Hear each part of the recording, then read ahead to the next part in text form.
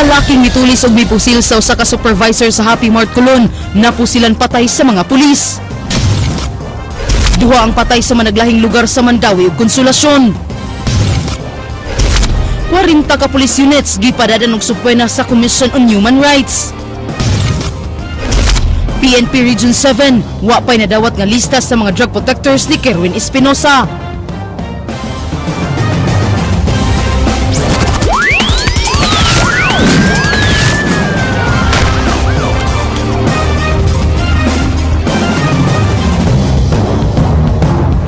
May hapon Sugbo ug Kabisayan. Action Bisaya makita karon live sa Cebu Kapatid Facebook ug Cebu Kapatid YouTube. Napatay sa pulis ang usa ka lalaki nga mituli sa empleyado sa Happy Mart Colon.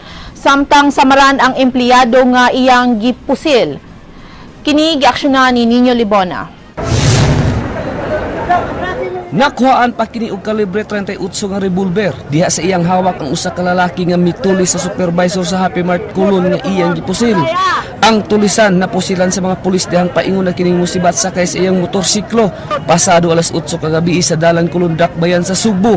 Ang tulisan giila nga si Ryan Flores nga lumad nga taga barangay Hilaitan, Gihulngan City. Negros Oriental ug kasamtangan nagpuyo sa Talamban Dakbayan sa Sugbo. Dali kining gidala sa Tambalanan apan gideklara sa doktor nga patay na pag-abot sa ospital. Ang iyang gitulis giila nga si Jordan Dico, supervisor sa Happy Mart, kinsa nakaangkon og samad pinusilan sa iyang kalawasan ug daling gidala sa Chungwa Hospital. Si Joshua Portalisa mibutyag nga nag-atang ng daan ang suspetsado sa biktima. Si Dico nga nagbitbit sa bag sa kwarta, migawas sa tindahan ug giduol sa suspetsado nga mitiun sa iyang armas. Apan ang biktima nisukol og nakiglayugay sa tulisan. Wala buhiin ni Dico ang bag sa tindahan nga gituhuang nga dunay sulod nga kwarta. Tungod sa kadaghan nga nakakita sa nahitabong kagubot, daling nakabantay ang pulis ug nirespondi. Nakita sa pulis nga nakiglinayugay ang suspetsado ug ang biktima. Iya usab kining gihamag aron ilugon ang armas tungod sa kabalaka nga kini makabuto og dunay maigo gumikan sa kadaghan tawo sa lugar. Wala makabuto ang armas sa tulisan ug sa pulis ug nakalugnot ang suspek sa ilang linayugay ug buot na untang musibat sakay sa iyang motor. Apan ang tulisan mibalik sa iyang gitulis ug gipusil duha ka higayon. Pusil niya natumba si Jordan. Balik man dayon ng pulis. Atong pusil sa pulis kay talikod sakay naman sa motor. Talikod siya.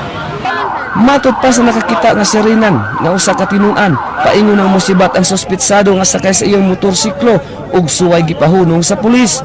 Apan kini wala mo patuo hinungdan nga gipusil kini sa pulis. Gani dugay pa kini naigo sa pulis. Pag doon siya bakas ba, diya siya gipusil sa Mercury, dugay-dugay po siya naigo sa pulis. Anto diya natumba siya.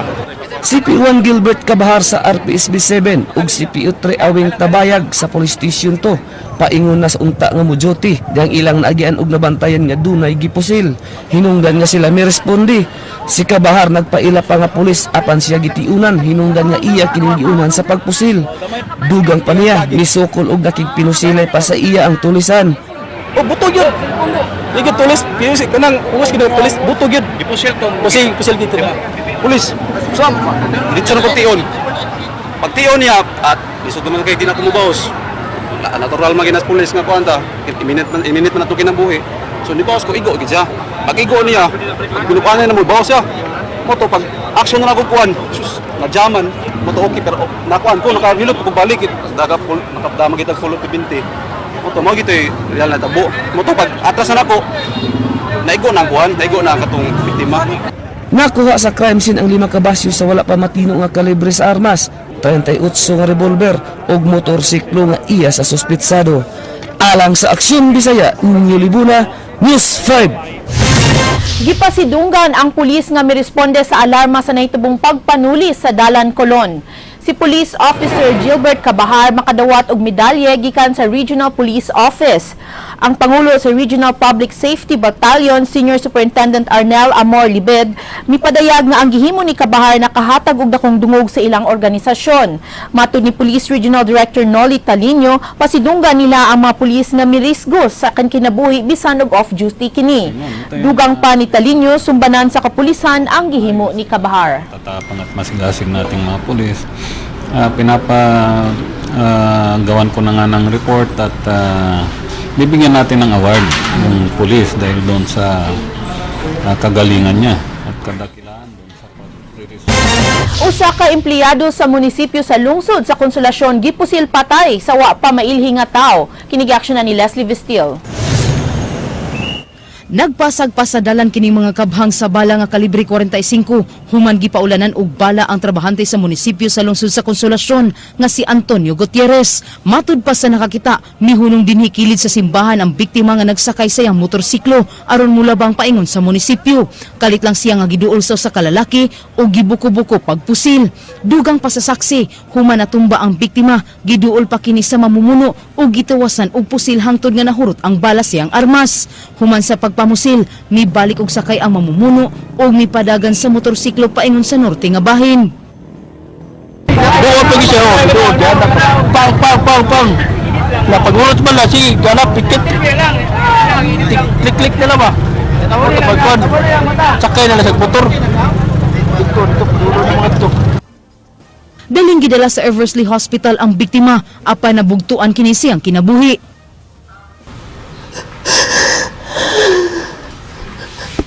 Hilabihan sab nga nakahilak sa asawa ni Gutierrez nga si Arlene tungod sa kadagang samad pinusilan nga nahiaguman sa biktima.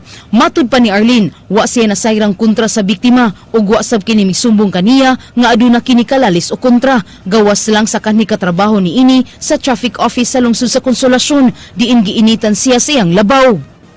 Wala ko kabalo kung sa ikuan na nila, basta yan sumbong na ako nga nagkaha nga. Ug wala ganin siya kwarta, pangitaan gid nako siya, maprinda nako bisag unsay angay maprinda nako kay para lang makakwarta siya. Manguan pa siya agaw para lang gid makakwarta. Kay wa siya kwarta nga ano ka ko nag-initan siya. Anong murag gisuya-suya sa ubang kauban ba nga na mo sumbong pud sa ilang dako. Ang biktima, paingon na untang musulod siyang trabaho sa General Services Office. Alang sa Aksyon Bisaya, Leslie Caminadi Vestil, News 5. Usa ka trabahante sa Tambal kinsa gituuhan nga hubog nga nagdrive sa sakyanan gidakop tungod sa traffic violation. Kinigiaksyon na ni Edwin Cañete. Gumikan sa paglapas sa lagda sa trapiko, gidakop kaganyang buntag kining usa ka sales representative sa usa ka kompanya sa Tambal. Ang pulis nga midakop mutambong unta sa usa ka training diha sa Cebu Police Provincial Office. Nasundan sa News 5 kining usa ka Vios nga sakyanan nga gituparan ni Pioto Bersilito di Bulusan nga sakay siya nga motorsiklo og nadistino sa Katmon Police Station.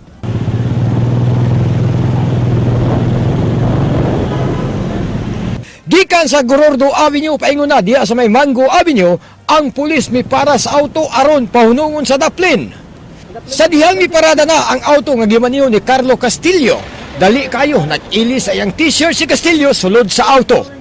Gipabalo siya ni Pioto di Bulusan sa iyang kalapasan sa trapiko o gipangayuan sa iyang registration.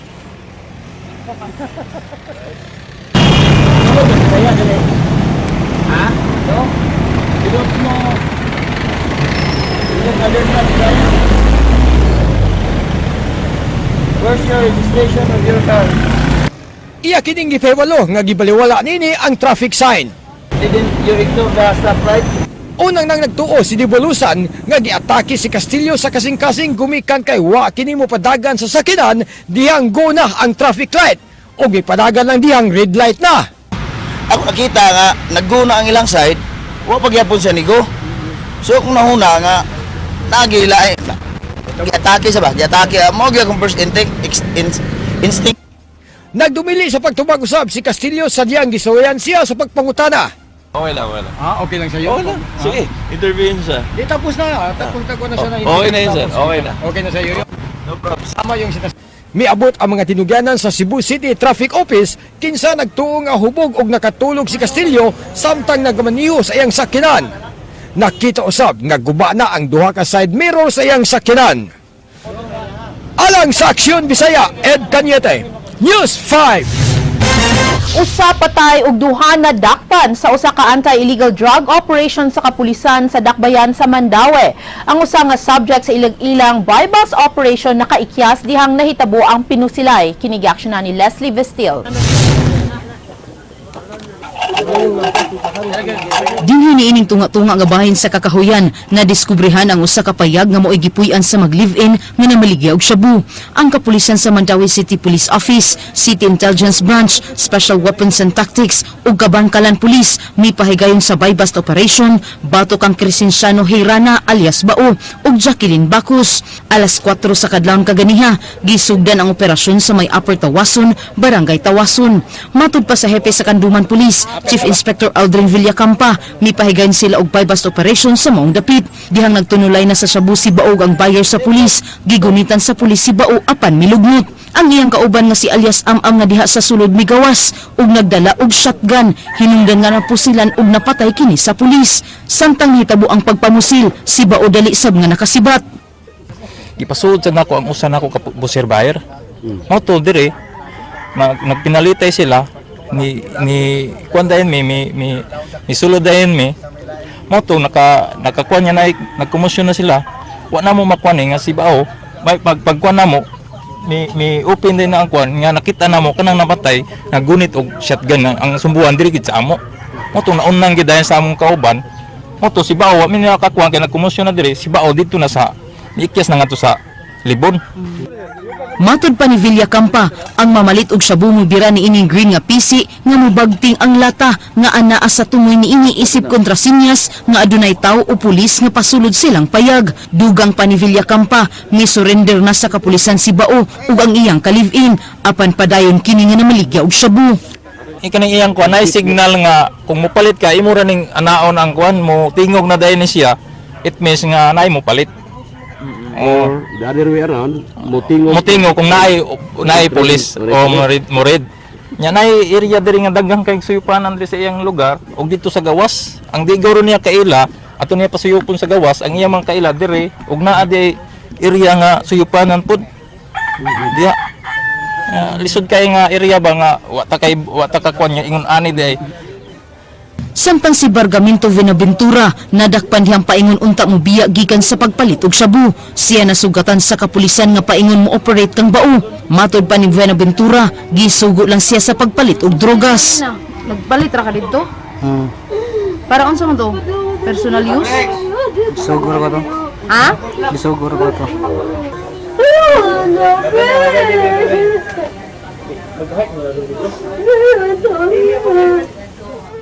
Ang kapuyo ni Bao nga si Jacqueline Bacus naguol tungod kay di na niya makita ang iyang 2 anyos nga anak. Matod pa ni ini, napugos lang si Bao og pamaligya og shabu tungod sa mga higalang mobisita kanila. Wa sab sila laing pangita hinungdan nga mibalik sila sa pagpamaligya og shabu. Nay, amigo niya nga manindahay mo saka diri. Daghan mo, di Unya? kalikayan, man sa maninda sa diri.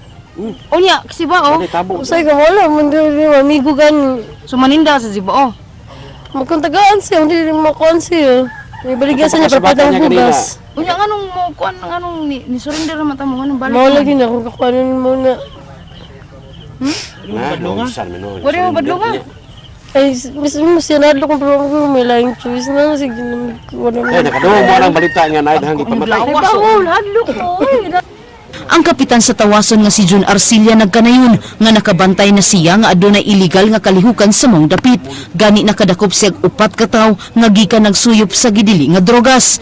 Human sa operasyon, gimanduan ni kapitan ang iyang mga tawo sa pagguba sa payag-payag aron wa nay balikan ang nakaikyas nga si Bao. Nagsabot may ginang hipi mga kuha ni demolish na gini mo to gitawagan dayon ako ang tagiya sa mismo sa yuta. Okay. Nga ang imong yuta diri wala lagi kalibutan nga nanamay din squat ani nya gibuhatan na og lungga sa mga adik. Mo to kinahanglan gid nato demolish. Pero ang tagiya mismo way ipa-demolish niya. So anytime kami mismo ang barangay mo imo demolish. Kanisa kaya possible ko. Karon mismo ipa-demolish nako human kahawan di nang ko ipa-demolish nako largo. Alang sa Aksyon Bisaya, Leslie Caminade Vestil, News 5.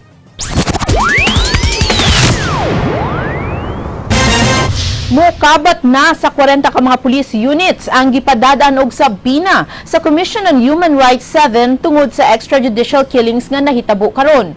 Si Jinky Receipt sa report.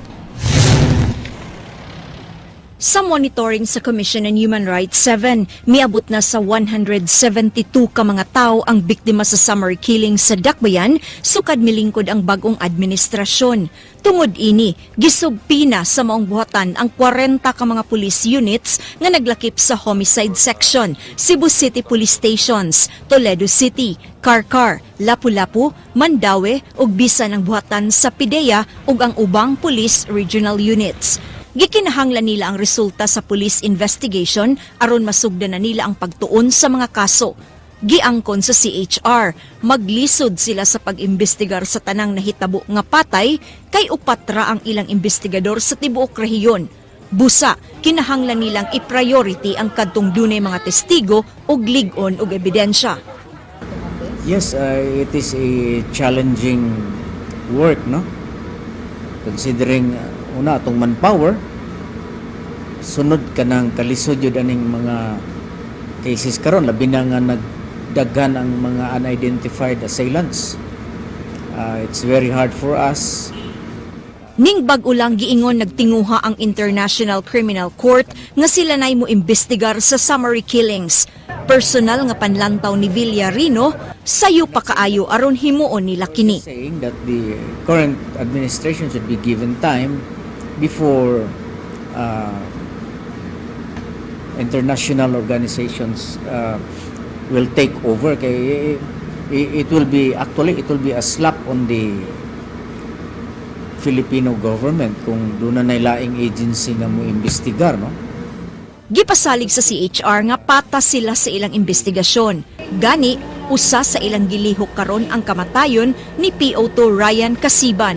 Giklaro nila nga bisan og pulis ang mapatay sa engkwentro basta dunay complainant og ebidensya, imbestigaran nila kini. They have already talked with the widow. Unya ang atong investigators po na they're working on what other angles to pursue, probable witness or other evidence nga makabata. We are also coordinating with the other agencies kay labi na nga crime scene gid na sila mga personnel. Alang sa Aksyon Bisaya, Jinky Rosit, News 5. Mayor Vicente Luot gitagalan hantud karong adlaw sa pag-turnover sa duha pa ka mga armas nga wala giapil sa pag-surrender kagahapon. Kini gi-aksyon ni Leslie Vistil. Gitagalan kutob karong adlaw ang mayor sa Danbantayan sa pag-turnover sa nabilin nga duha ka armas nga wala pa matugyan sa kapulisan. Kagahapon sa hapon, ang abogado ni Mayor Vicente Luot nga si Attorney Russell Pernites uban sa hepe sa kapulisan sa lungsod sa Danbantayan, Chief Inspector Perolino Garcia, may turnover sa 12 ka mga armas. Si Luot adunay lisensya sa 14 ka mga armas ug wala giapil sa pag-turnover ang Super 38 pistol ug caliber 40 pistol. Yun nga ang hinahanap daw nila at sinabihan ko yung lawyer na kung pwede ngayong araw i-turn over nila yung dalawa. Pero may assurance na from them, sir? May susunod sumagot ng positive naman yung lawyer kahapon, so I expect that ito turn over nila ngayong araw. Pasado las 4 kagahapon sa hapon, naabot sa buhatan sa Firearms Exclusive Security Service Agency and Guard Supervision Section silang Attorney Pernites o Chief Inspector Garcia. Matud pa ni Garcia, dili makalugar si Mayor Luot sa paghatod sa mga armas kay nangandam kini sa umaabot nga fiesta sa lungsod. 7 ka short firearm o 7 usab ka mga long arm ang mga armas nga narehistro ubos sa ngalan ni Mayor Vicente Luot. Apan ang na-turnover kagahapon sa hapon, maulang ang 7 ka tag-as nga armas ug 5 ka gagmay. So, napon siya yung mga daghan siyang transaction. So, nag-represented na siya sa ni attorney. Alang sa Aksyon Bisaya, Leslie Caminade Vestil, News 5. Wa pa makadawat ang Regional Police Office sa mga pangalan sa mga protector ni Kerwin Espinosa nga gibutyag sa amahan niini nga si Mayor Rolando Espinosa. Matud pa ni Police Regional Office 7 Director Noli Talino kung naamay mga pangalan nga aniya sa Central Visayas, iyang ipa-validate ang impormasyon alang sa pag-imbestigar. Human mapatay ang abogado sa mga Espinosa nga si Attorney Rogelio Bato Jr., may execute og affidavit sa Prosecutor's Office si Mayor Espinosa nga nagbutyag sa mga pangalan sa mga protector sa iyang anak nga si Kerwin. Nakadawat usab sila og impormasyon nga si Peter Lim atuan na sa gawas sa nasod. Matud sa impormasyon gikan sa immigration, si Lim ug pamilya niini misakay sa usa ka private jet gikan sa Mactan International Airport paingon sa Hong Kong. Matud ni Talinyo, ang NBI mao ang nag-imbestigar kang Peter Lim ug nagpaabot lang sila kung unsay itahas kanila gikan sa kadagkuan sa PNP. Yan, narinig din natin yan, pero hindi pa namin ma-confirm. Part ng investigation yan at yung sa validation, diba? Pero siyempre hanggang ngayon, wala naman tayong hawak na kung ano man yung pwede nating gamitin laban sa kanila. Pero may mga pinangalanan po ba sa Central CHR nag-monitor sa mga preso nga gi-torture sud sa mga prisuhan. Si Jinky Receipt sa detalye. Gitugan sa Commission on Human Rights nga karong panahona, dili lang extrajudicial killings ang ilang gimonitor, apan lakip na ang torture nga nahitabo sa mga preso sud sa mga presuhan. Giklaro sa Chief Investigator nga si Leo Villarino nga ubos sa anti-torture law, dili lang mga pulis ug jail officers ang maigo niini, apan lakip na ang mga inmates mismo. Mandato sa CHR ang pagbisita sa mga jail facility aron pagsuta kung dunay mga nakalapas niini, diin ang usa ka inmate gidagmalan o giabusuhan ubos sa mando sa jail officer. We have again to remind them na to just follow the rules. Anya, kung doon na may disciplinary action na dapat buhaton sa usa ka pririso, namna sila'y procedure dia sud sa ilang jail. They have their own rules to follow, but wag ginagi-allow ang kanang pagpanapat. Nasuta sa CHR nga misugwak na ang gidaghanon sa mga inmate sa mga prisuhan. Alang nila, dili ang pag-construct og dugang building ang solusyon niini, kundili ang paspas nga pagtaral sa mga kaso. So I would rather nga ang kanang atong gastuhon in building more jails, I would rather that we will hire more judges and prosecutors para ma-speed up. Kaya kung magsalig lang ta nga daghang jail facilities niya, ato na lang pasagdan ang hinay nga pag-dispose sa kaso, mapuno ra gyapon na. Ang CHR miawhag sa mga inmates ug sa ilang mga kabanay sa pagsumbong sa ilang buhatan kung adunay mga kaso sa torture sud sa prisuhan. Alang sa Aksyon Bisaya, Jinky Rosit, News 5. Buhatan sa COMELEC sa Central Visayas uyon sa pagpostpone sa barangay ug SK elections. Apan gikinahanglan nila ang hingpit nga desisyon tungod kay nangandam na sila sa training sa mga Board of Election Inspectors ug nakasugod sa pagpaprinta sa mga balota. Kini gi-aksyonan ni Ray Pasaporte. Gihingusgan mismo ni COMELEC Commissioner Andres Bautista nga dili idayon karong tuiga ang barangay ug SK election ug idungan na lang sa butasyon sa pagpilig membro alang sa pagpahigayon sa Constitutional Convention kun sunod tuig. Giingon nga makadagunot gikan sa 5 ngadto sa 6 billion pesos ang komisyon sa higayon isibog ang eleksyon. Nasayran dunay pipila ka magbabalaod sa Kongreso ang nidusog resolusyon aron idayon ang konkon alang sa pag-usab sa sistema sa gobyerno ngadto na sa federalismo. Ang Regional Director sa Region 7, Attorney Rafael Ulanio uyon hinuon nga isibog sunod tuig kay savings kini sa COMELEC ang budget. Nakatalaga talaga yan sa budget kasi ayon sa batas, we have to conduct the barangay elections this year. So parte yan ng budget for this year ng COMELEC. But then, kung hindi nga matuloy yung election, ma-postpone yung barangay elections, so makakatipid talaga tayo. So instead of using the budget for the election, hindi magagamit yun. So savings talaga ng COMELEC yun. Giklaro ni Ulanio, samtang wala pa'y balaod ni ining pagsibog sa eleksyon sunod tuig, ug padayon silang nangandam sa mga balota, nga gisugda na sa pag-imprinta ni adtong Agosto 21. Awhag niya nga kung isibog man o galing ang eleksyon sa sunod tuig, kinahanglan mahibaw na ang COMELEC, mintra sayo pa, aron dili sab mausik ang nagasto sa pag-imprinta sa official ballots. Karon pa lang, nangandam na sila sa pagpahigayon og training sa Board of Election Tellers. Matud ni Ulanio, nangayo na sila sa Department of Education sa listahan sa pangan sa magtutudlo nga andam mosilbi sa eleksyon. Hinoon dili pugson sa COMELEC ang magtutudlo nga magdumili sa pag-serve sa eleksyon. yun nga yung preference ng COMELEC, yung mga teachers na nakapag-serve na during the past election, so at least may experience na sila. Although last election is automated at ngayon manual, pero yung experience of being member or chairman of the BET or BEI, malaking qualification or malaking factor para sa pag-consider namin kung sinong pipiliin namin as BET members and chairman. Ang eleksyon sa barangay ug SK gikatakda sa katapusang Lunes sa buwan sa Oktubre base sa balaod sa Republic Act 9164. Alang sa Aksyon Bisaya, Ray Pasaporte, News 5. Nakauyon ang mga incumbent barangay official sa plano nga pagpostpone sa barangay election nga gikatakda karong Oktubre. Ang Pangulo sa Association of Barangay Council sa Dakbayan sa Sugbo nagkanayon nga mapadayon nila ang ilang mga nasugdan nga projects. Lakip nini ang ilang kampanya batok sa gidili nga drogas.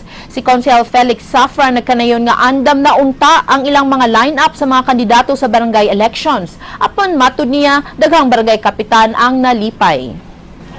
Yes, ganang mo tayo maingon nga hipokrito kayo di na maingon nga advantageous. It is really advantageous mo kung tanaw ta sa ganang imong incompetency.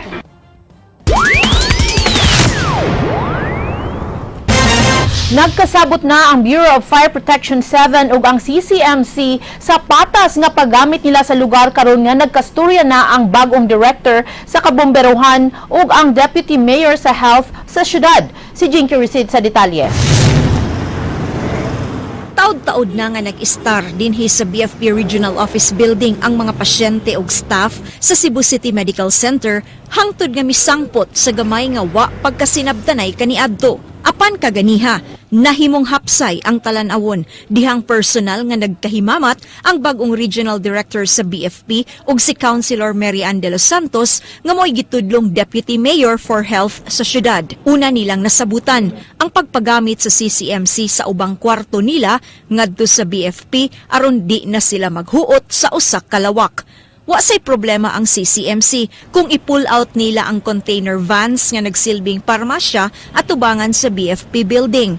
Gikalipay ni Senior Superintendent Samuel Tadeo ug ni Councilor de los Santos ang bagong kalambuan. Ano po nila ngayon po ibabalik po sa Bureau para yung mga ibang portion po na rooms doon sa na-inoccupy ng CCMC. Kaya malaking bagay po sa amin yun, yung mga bakant na ibibigay sa amin na gawa nga ng yung opisina po namin ngayon, medyo yung mga ibang division, nagsama-sama na po sila. Kaya medyo seksikan yung mga tao namin doon.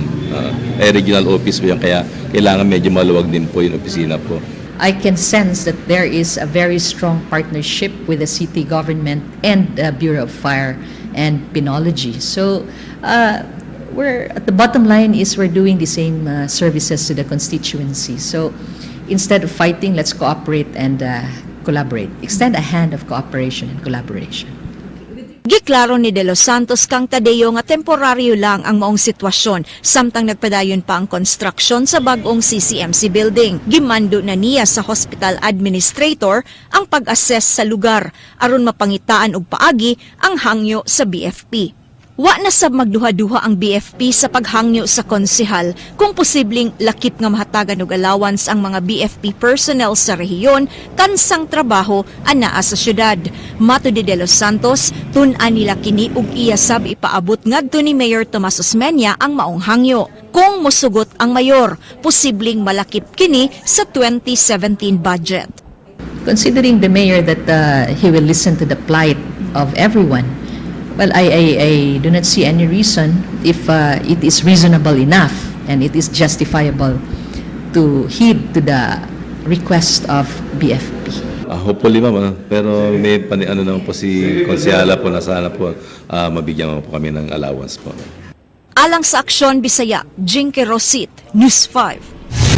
Sakop sa Provincial Women's Commission nakadawat og hulga sa kinabuhi tungod sa pag-imbestigar sa cyber pornography sulod sa provincial jail. Kini giaksyonan ni Ray Pasaporte.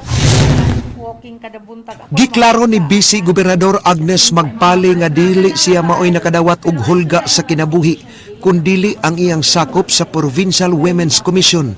Ang staff sa gihulga apil sa investigasyon sa cyber pornography nga gihimo sulod sa Cebu Provincial Detention and Rehabilitation Center.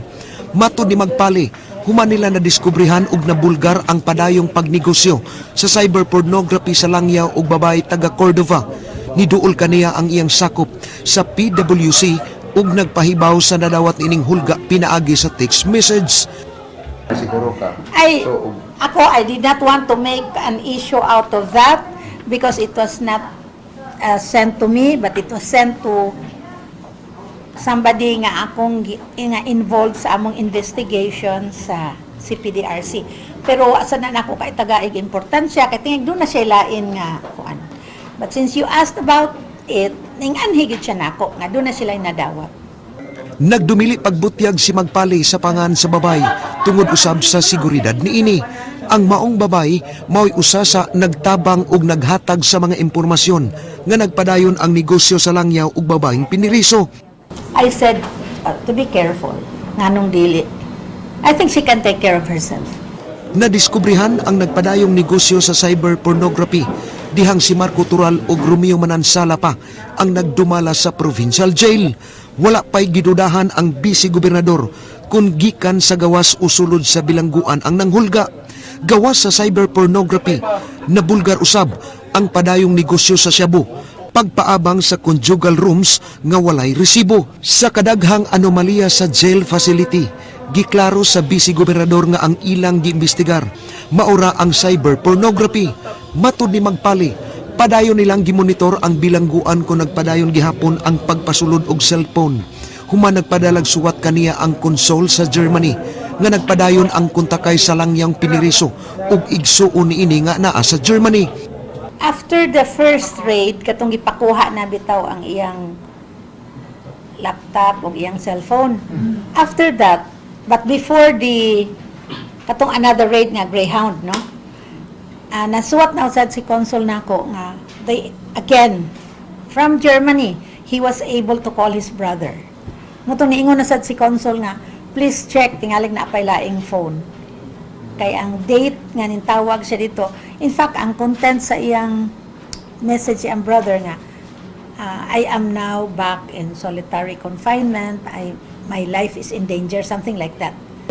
Lain sab nga nakadawat og hulga sa kinabuhi si Carmen Remedios Durano Mica, ang head sa Cebu Provincial Anti-Drug Abuse Office, konsipadaw nga gituuhan nga gikan sa mga nalambigit sa gidili nga droga sa Danau City.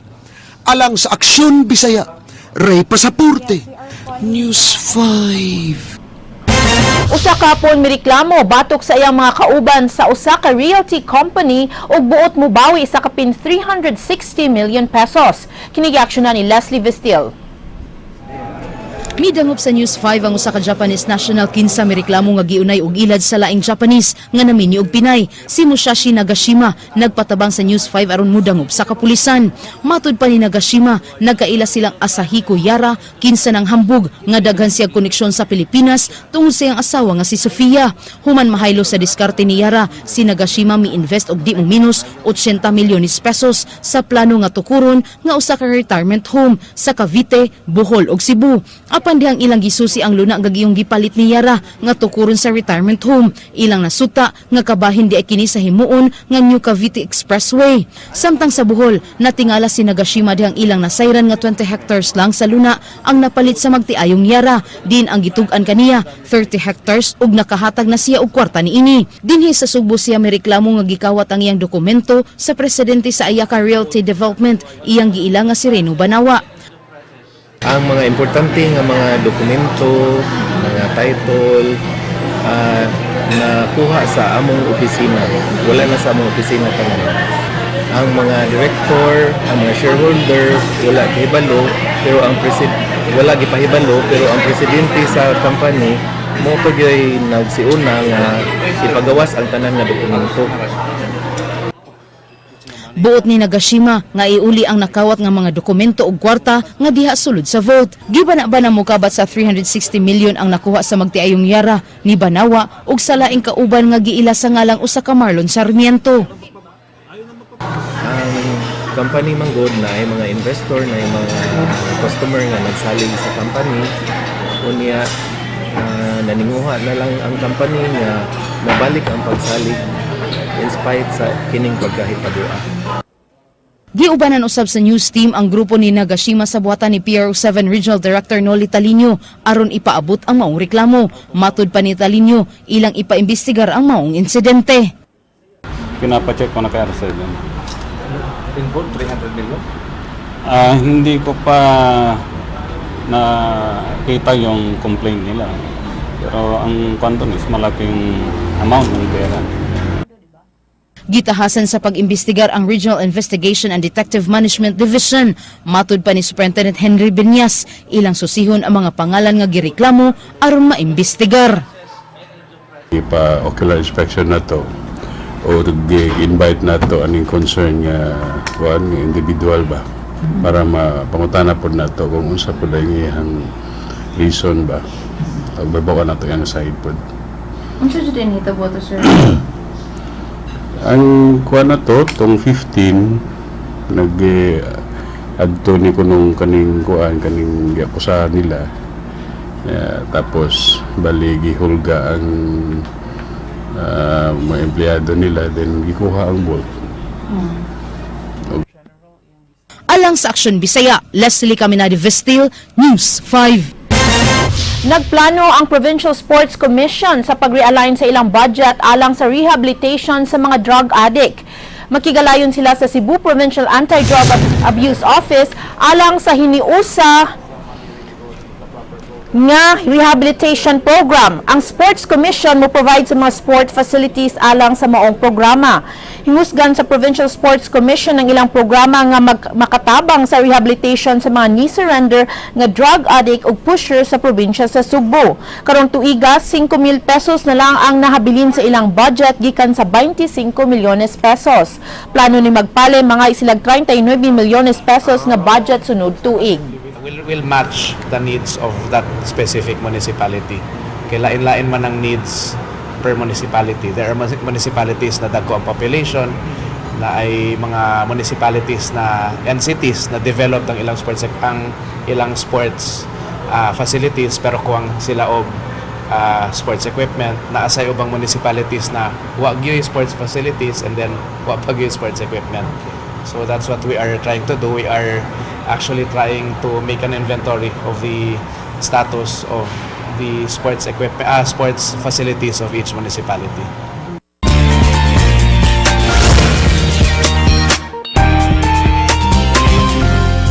Happy Day mga kapatid! Labing delikado nga karsada sa tibuok kalibutan, anaan himutang sa Switzerland. Dali og ato kining sayron pinaagi ni ining report. Usa sa mga labing delikado nga karsada sa tibuok kalibutan ang anaa makita sa Swiss Alps. Masinati kini sa bukirang bahin sa maong lugar. Kini mao ang Furka Pass sa Switzerland nga makita sa iconic movie ni James Bond ni antong 1964 nga Goldfinger nga adunay gitas-on nga 7,969 feet o gikonsidera kini isip labing taas nga karsada sa tibuok Europa. Ang karsada adunay maanindot nga mga talan-awon apan delikado ug pwede kini ikamatay sa kadaghanan tungod kay dili sayon nga mag-drive sa mga nagkadaiyang kurbada sa mga daan dinhi. Lisod sabning agian kun ngit-ngit ug kusog ang uwan. Apan kung mahiligon kamo sa thrill ug sa maanindot nga mga talan-awon, siguradong mag-enjoy mo sa pag-agi sa mga delikadong karsada sa Switzerland. Kinahanglang extra careful lang sa pag-drive tungod kay siguradong mahugyod mo sa bungaw bisan sa gagmayng sipyat lang. Alang sa walay karapusang mga chika, umalik ko ninyo matang alas 7:30 sa buntag, weekday sa Rete JP sa Radyo 511.9 News FM Cebu. Ako si JP Lau Quatsera, ang word of the day, nagkanayon. Ang mabuting lalaki dapat stick to one, hindi yung 3-in-1. Agay!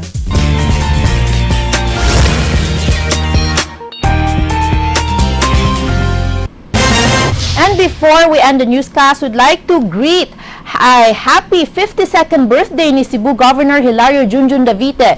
Gikan sa kinatibuk ang puwersa sa Radyo 5 Cebu ug Aksyon Bisaya TV5.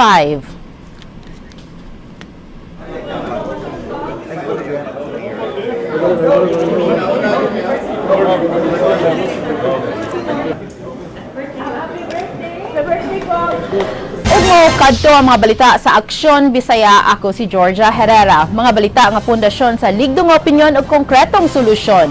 Bisan asa, bisan kanus a kapatid kay di lang kutob sa balita. Aksyon!